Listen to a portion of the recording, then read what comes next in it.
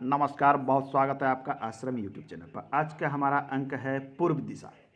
पूर्व दिशा का वास्तुशास्त्र, आपका प्लॉट या घर जैसा भी हो, मैं आज पूर्व दिशा के पूर्ण संतुलन कि 100% संतुलन किस प्रकार से कर सकते हैं, मैं इसके विषय में बताऊँ। सबसे पहली बात, जब भी आप घर बनाते हैं तो अपना कैंपस डालते हैं, तो आपको ध्यान देना, आज मैं बात कर रहा हूँ पूर्व दिशा के विषय में। तो यदि पूर्वमुखी घर हो तो आपको ध्यान देना है कि जब भी घर बनावें तो पहली बात कि घर बनाते समय आपको पूर्व दिशा में जगह अवश्य छोड़ना चाहिए, यथासंभव।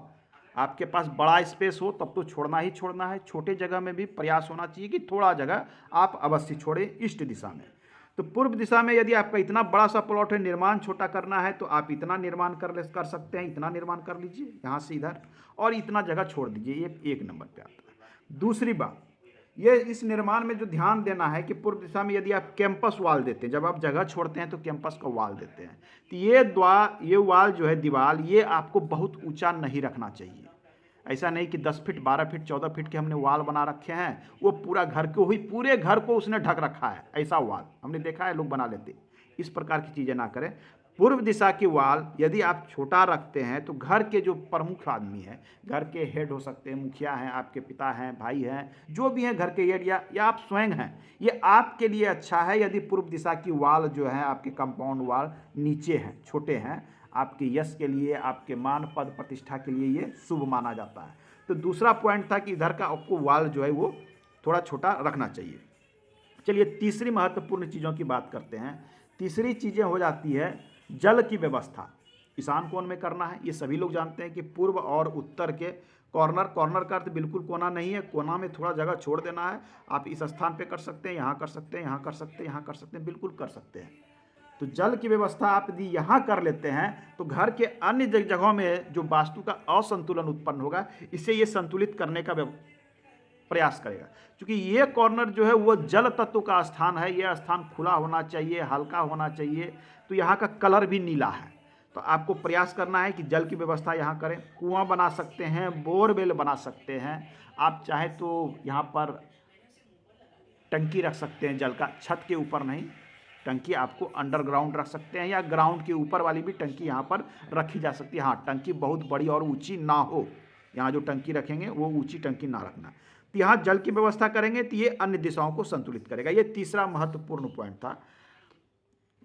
देखिए, ये जब पूर्व दिशा होती है, पूर्व दिशा में क्या होता है, ये सूर्य का स्थान हो जाता है। इसे इंद्र के, ये स्थान तो ये इंद्र का है, लेकिन ये सूर्य के उदय होता है इस स्थान पर पूर्व दिशा में।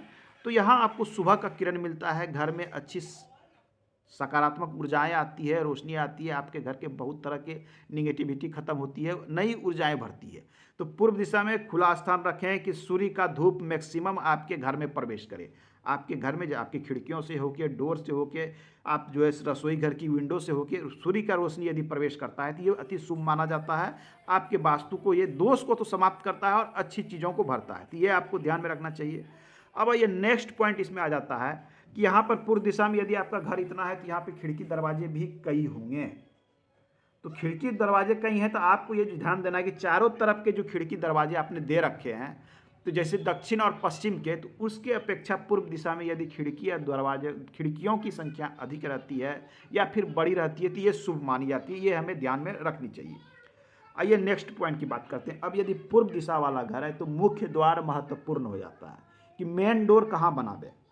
तो पूर्व दिशा में ऐसे तो लोग कह देते हैं भाई ये इस कॉर्नर पे बना लो, ये शुभ है, बोल देते हैं, लेकिन ध्यान देने की बात है, वास्तु का जो रूल कहता है कि बिल्कुल कॉर्नर पे आपको यहाँ पर डोर नहीं बनाना है। आपको जब भी बनाना है तो यहाँ से 2 पग स्थान छोड़ देना है, उसके बाद आप डोर बना सकते हैं। 2 पग कैसे, यहाँ से यहाँ तक को आप 9 भागों में बांट दें, जिसमें से 2 पग को छोड़ दीजिए, तीसरे में बनाइए, चौथे में बनाइए, पाँचवें में बनाइए। आप इन स्थानों पे डोर बना लें, यहाँ बना लें, यहाँ बना लें, ये शुभ स्थिति मानी जाती है। यदि बड़ी डोर बनानी हो, 10 फीट 12 फीट की भी डोर की आवश्यकता होती है, तो आप ये 2 पग छोड़कर 3 4 5 6 में आ जाइए, 7 में आ जाइए, कोई बात नहीं, 7 तक बनाइए, कहीं कोई समस्या नहीं है। आप बड़े डोर बनाने हो तो 7 तक का डोर आप बना सकते हैं। ये महत्वपूर्ण चीज़ है पूर्व दिशा में।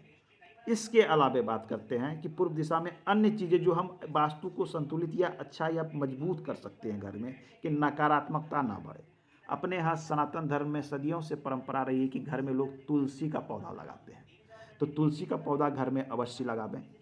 इस स्थान पे पूर्व और उत्तर वाले कॉर्नर वाले स्थान पर तुलसी का चबूतरा बनावे। बहुत बड़े बनाने की आवश्यकता नहीं है, सामान्य साइज का रखें, उस पर तुलसी का पौधा अवश्य रखें, उसमें नियमित जल दें। वहाँ से सकारात्मकता का प्रभाव आपके घर में पड़ेगा, अच्छी ऊर्जाएँ आएगी। ये अच्छी चीज़ें थी, यहाँ हमें उसका लगा के रखना चाहिए। अब आइए उसके बाद नेक्स्ट पॉइंट जो आ जाती है महत्वपूर्ण पूर्व दिशा के लिए, कि आपको ऑलवेज पूर्व दिशा को डाउन रखना है।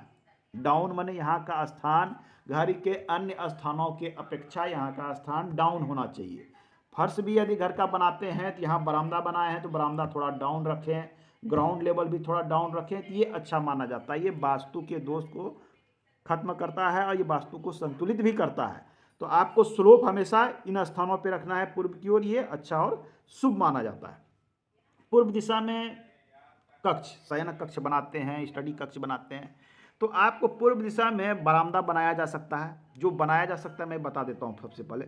यहाँ आप बरामदा बना सकते हैं, पूजा घर बना सकते हैं, बच्चों का कमरा बना सकते हैं, ये सारी चीज़ें यहाँ उचित है। स्वयं के लिए कक्ष बनाना हो तो ईशान कोण वाले एरिया को छोड़कर आप स्वयं के लिए भी कक्ष सोने के लिए बना सकते हैं। ईशान कोण में पैर के रूप में सोना वर्जित माना गया है शास्त्र के अनुसार। इस स्थान पे बनाना हो तो अग्नि के संतुलन के लिए आपको रसोई घर, जनरेटर रूम, इन्वर्टर रूम, इस तरह की चीज़ों का प्रयोग आपको अग्नि क्षेत्र में करना चाहिए, क्योंकि ये अग्नि को संतुलित करेगा। ये जल को, तो यहाँ जल से संबंधित, ये अग्नि तो अग्नि संबंधित, ये चीज़ों का निर्माण करना है। ये हो गई क्या चीज़ें करने से वास्तु नियंत्रित रहती है। अब हम बात कर लें कि किन चीज़ों को बिल्कुल नहीं करना चाहिए।